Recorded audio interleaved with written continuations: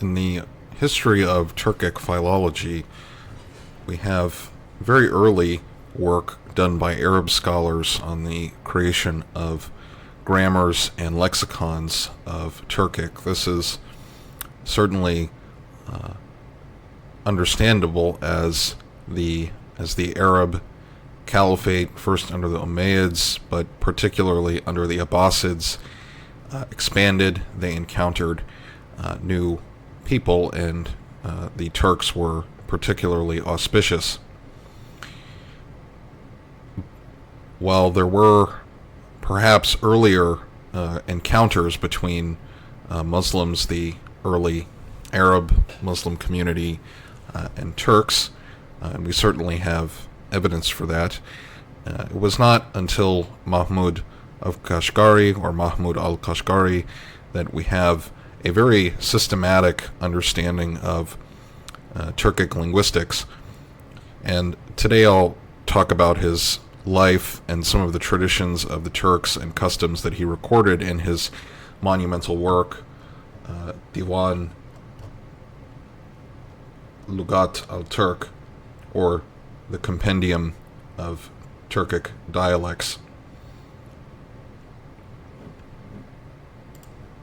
Kashgari was born in perhaps 1102 in the Karahanid Khanate. His father's name was Hussein, who was the wali of, or the mayor of Barskan in what is today Kyrgyzstan, which was near the lake of Issyk-Kul. And he was related to the dynasty of the Karahanid Khanate.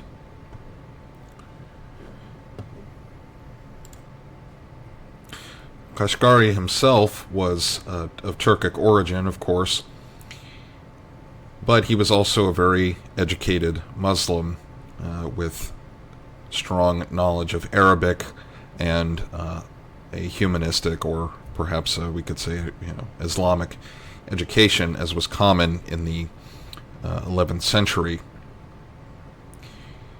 This put Kashgari in a good position, as he was able to navigate both the Turkic tribal world of the steppes that existed at that time, and to be intelligible to other scholars of the Islamic world, especially writing in Arabic. During Kashgari's time, Turkic had not yet become a dominant literary language, as in the 11th century it was Arabic, of course, and secondarily Persian that were literary languages. The creation of Kashgari's lexicon is also a testament to the changes that were occurring in the Islamic world during the 11th century, in some ways kind of the Turkic century. The Turks had gone from a kind of distant enemy, or purely a source of soldiers, to a very dominant and politically powerful ethnic group within the Islamic world. As he writes, God Most High had caused the sun of fortune to rise in the zodiac of the Turks.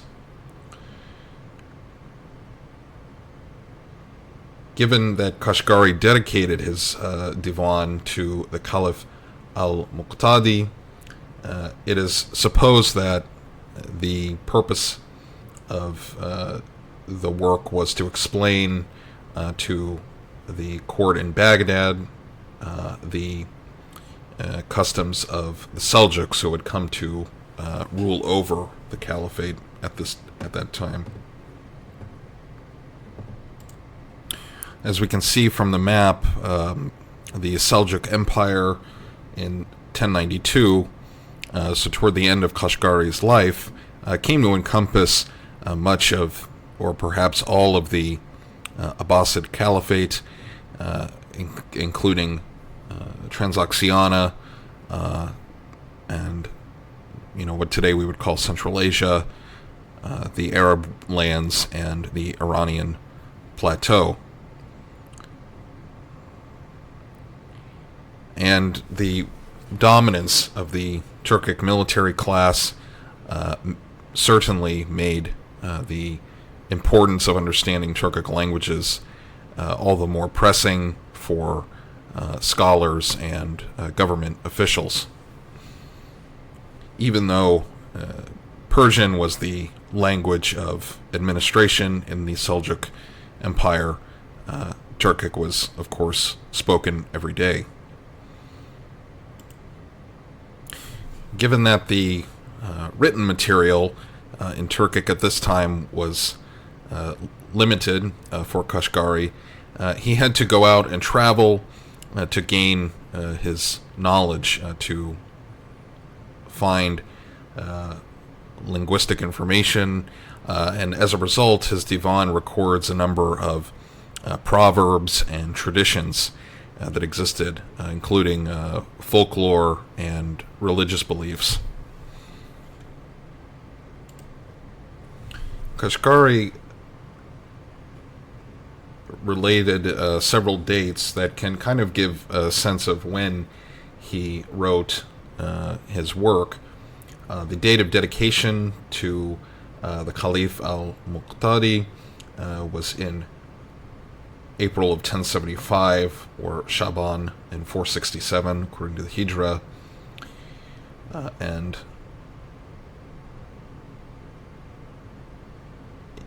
he died in February of 1094, or Muharram of 487. So it puts the date of composition around that general period of time. And there's another note in one of the manuscripts that says, "The year in which I wrote this book was in Muharram of 466, September-October 1073, during which began the year of the serpent, Yilan Yili. When this year ends, the year 70 begins, and then will begin the year of the horse, Yan Yili." There is some discrepancy in the dating based on the different recensions. However, for our purposes here, we can say that Kashgari most likely wrote it in the end of the 11th century, in the 1070s. The Dīwān is also notable for its famous map of the Turkic world, which is reproduced many times, and there's even a hoodie you can purchase with this map on it, which is rather interesting. And this is a very famous map and a very early source on the kind of geography of the Turkic world that existed in the 11th century. Kashgari's Dīwān is also important, as for several centuries the number of written sources on the Turks that were composed by someone who could be seen as an insider like Kashgari are rather thin. Very early Turkic history has to be reconstructed on some things like the Orhan inscriptions, as well as Chinese sources when you go back quite far, and some Iranian or Chinese sources. But I would say Kashgari's Dīwān, for its richness and cultural proximity, is quite interesting. The transmission of the text is also very rich. Long after Kashgari had died, sometime after 1258, his autograph in the manuscript was removed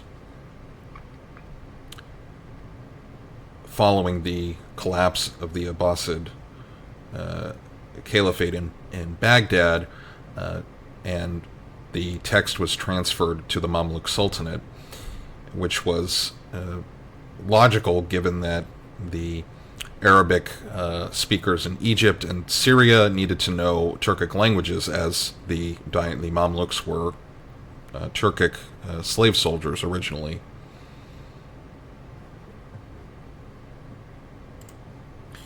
This copy appears to be lost, as there was the extant copy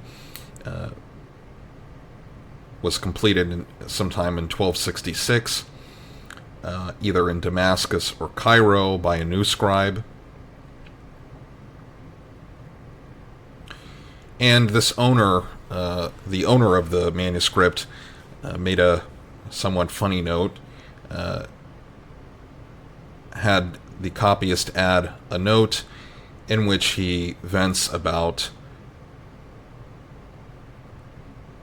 the language of Kashgari was that of the Turkman. He was not very happy about this, apparently. The text then circulates again. In 1400, it was in the hands of a scholar in Damascus, and we can presume that it was still in the Mamluk Sultanate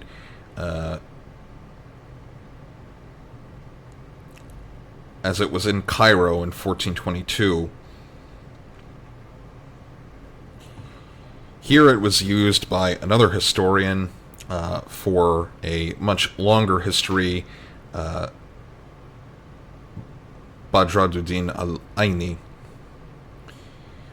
Following the Ottoman conquest of the Mamluk Sultanate in 1517, the work was once again removed and sent to Istanbul. Over the centuries, there were several notes and marginal glosses added to the text by various readers.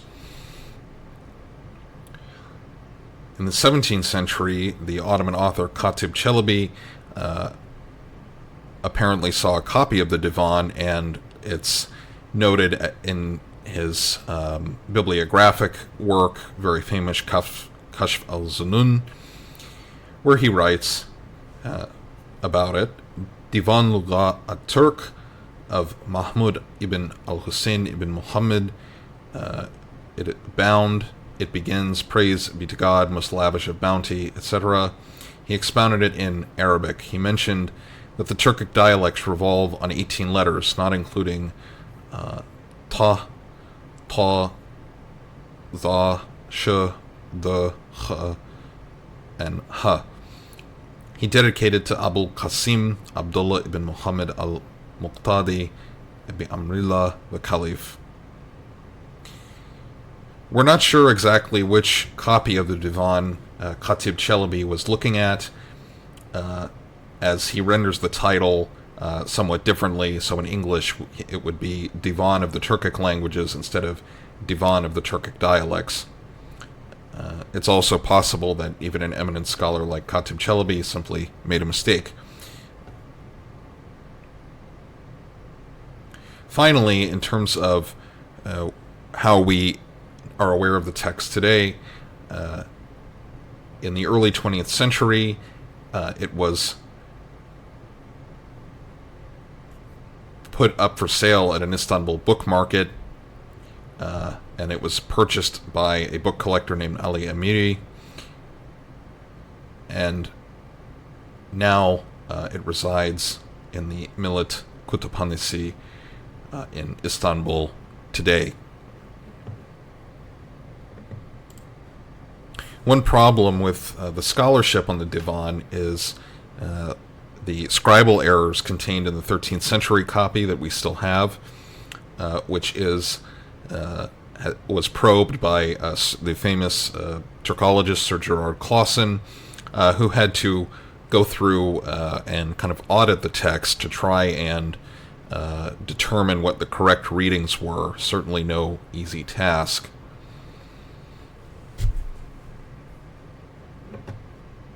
And generally, we can say for the Dīwān, there are two guiding principles, as Robert Dankoff writes in his edition of the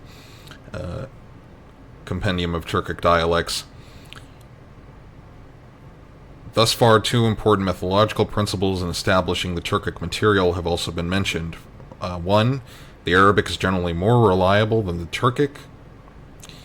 Two, the patterning system of grouping entries is regular and consistent.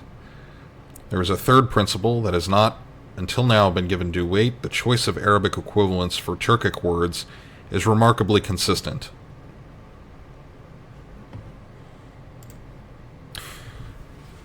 Turning to Kashgari's methodology, how did he interpret Turkic languages? As obviously Turkic languages are not Semitic, and Kashgari was drawing upon the Arabic grammatical and lexicographical tradition.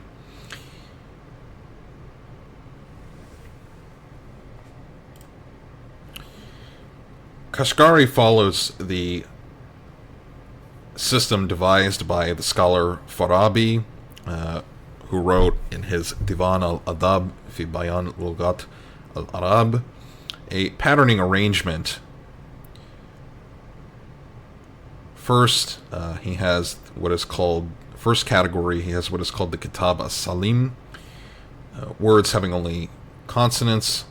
The Kitab al-Muda'af, words having a germinate consonant or two of the same consonants. The third, Kitab al-Mital, words beginning with one of the weak letters Vav or Ya that function as a consonant. 4, Kitab Dawat at-Talata, possessing 3 words with a weak medial letter. 5, Kitab Dawat al-Arba'a, possessing 4 words with a final weak letter. And the 6, Kitab al-Khams, words with Hamza or the glottal stop. These patterns are more suited to Semitic languages, as Semitic languages, Arabic, as well as others, rely on a trilateral root system, and which you then build other versions of the word off of, which any Arabist would be well aware of. However, it should be noted that even though Kashgari follows Farabi's scheme very closely, he was also an innovator in that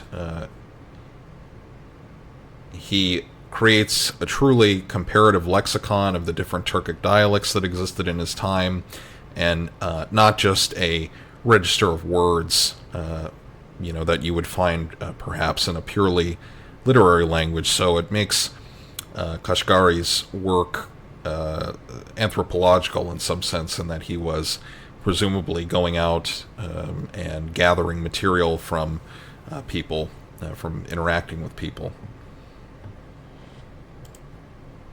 There's much more to say about the technical organization of the work, which you can find explained in more detail in Robert Dankoff's edition of the Dīwān, and also a more broader work that's also quite excellent, Arabic Grammars of Turkic, by Robert Ermers. And indeed, among the works compiled by Ermers in his study, the Dīwān Luġāt at-Turk is the earliest of all the texts he surveys. While Kashgari's text was written in Arabic, of course, with the Arabic script, he also preserves the Turkic script, which is the Old Uyghur alphabet. And Kashgari writes, "This is the script used for all documents and correspondence of the Hakans and the Sultans, from ancient times to the present, and from Kashgar to Upper Sin, encompassing all the lands of the Turks." So it appears that this was apparently widely used in Kashgari's time, even though Persian was on the kind of rise as a administrative language. Kashgari also provides, importantly, a reckoning of the Turks' origin. He writes in a section titled "On the Classes of the Turks and an Outline of Their Tribes," "The Turks are, in origin, 20 tribes. They all trace back to Turk, son of Japheth, son of Noah, God's blessings be upon them. They correspond to the children of Rum, son of Esau, son of Isaac, son of Abraham. God's blessings be upon them. Each tribe has branches, whose number only God knows. I shall mention only the great tribes, and leave the little ones, except for the branches of Oghuz, Turkman. Their branches I shall mention, along with the brands of their cattle, since people need to know them. I outline the geographical position of each of their tribes in the Eastern world, by which he does not include those Turks that had moved to the west, that is the Arab world, and to Anatolia. He continuing with Kashgari, he writes, they are listed in order from west to east, both pagan and Muslim, beginning from the closest to Rum. The first is Balchanak, then Kipchak, then Oghuz, then Yamak, then Bashgirt, then Basmil, then Qai, then Yabakov, then Tatar, then Kirgiz. The last one is closest to Sin. He then writes, all of these tribes are opposite Rum, extending to the east. Then he describes additional tribes, then the Chigil, then the Turksi, then the Yagma, then the Ograk, then the Charuk, then the Chomul, then the Uyghur, the Tangut, the Hitai, which is Sin, then Togach, which is Masin. These tribes are middling between south and north. Each of them is shown in the following circle or map, which we see on screen.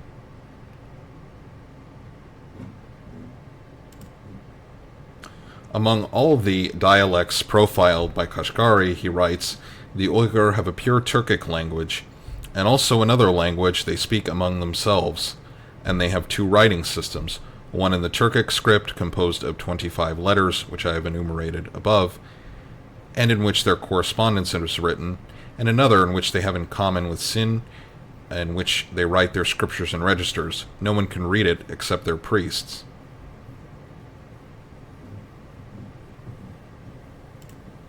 Rather curiously, he notes that a number of these groups have what he writes as their own language, but they also know Turkic as well, and among these are the Qai, the Yabaku, the Tatar, and the Basmil.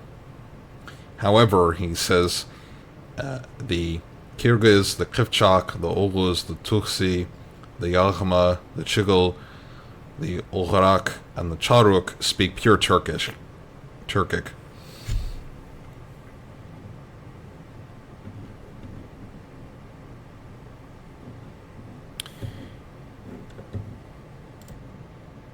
So we can see Kashgari is rather critical of Turkic languages, but I think this is what makes him interesting, that he really was a true kind of anthropological philologist, in the sense that he went out, surveyed these people, it seems, and was able to make scholarly judgments about the languages they spoke. It is quite interesting that he notes that some of these have an additional language among themselves that does not appear to be Turkic, although it is not clear to me what those languages may have been, or if they were ever recorded. Many of the words in the Dīwān will be quite familiar to speakers of Turkic languages today. For example, the word at for horse, which he records a proverb, Kush Qanatin ar atin, the bird reaches its goal by wing, and similarly the man reaches his goal by horse. Numbers will likewise be familiar to speakers of modern Turkic languages. For example, the number for 40, Kirk, which he records a proverb, Turk yulqa by Jagay Tuzli Nur. The rich and the poor shall be equal in 40 years, meaning with death or the turning of time.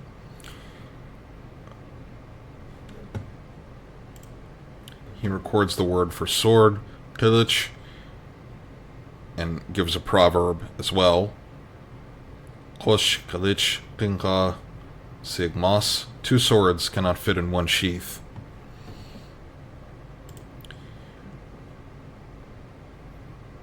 Which he says, this is coined about two men who are arguing over something or who are wooing the same woman. The Haqqaniya use this word as an honorific. And the Haqqaniya here means the rulers of the Karakhanids. And their honorific is Kılıç Khan, meaning a king who executes his affairs and decisions like a sword.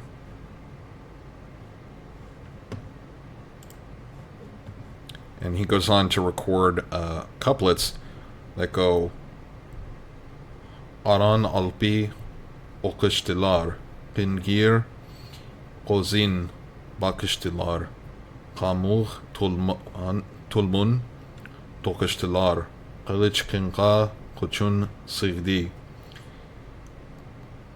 Which he writes, describing battles. The warriors called out to each other. They looked at one another askance. They fought with all their weapons until the sword could hardly fit in its sheath because of the large amount of blood dried on it.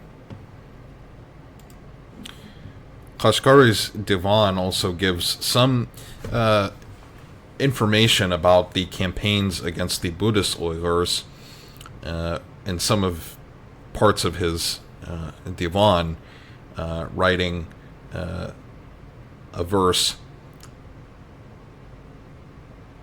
Qalniz layu aqtimiz, Qanlar oza çıktimiz, Forhan avin yıktimiz, Borhan oza sıçtimiz. We came down upon them like a flood, we went out upon their cities, we tore down the idol temples, and we shit upon the idols' heads.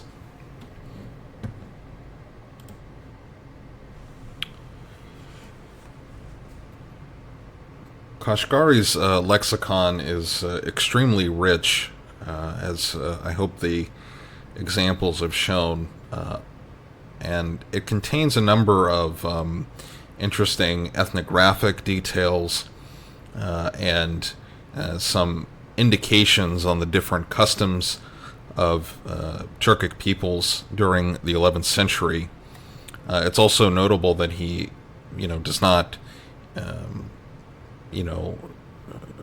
leave out the groups that had not yet become Muslim yet, and includes both Muslim and non-Muslim Turks. The lexicon is also, as it's the first example, but it's hardly the last, as this genre remained very important down the centuries long after al-Kashgari's time, most notably in the Mamluk Sultanate, as I mentioned previously, because Arab-speaking people had to learn Turkic and vice versa. So these lexical texts continued down the centuries, as well as in Persian, lexicons translating Persian to Turkish and vice versa.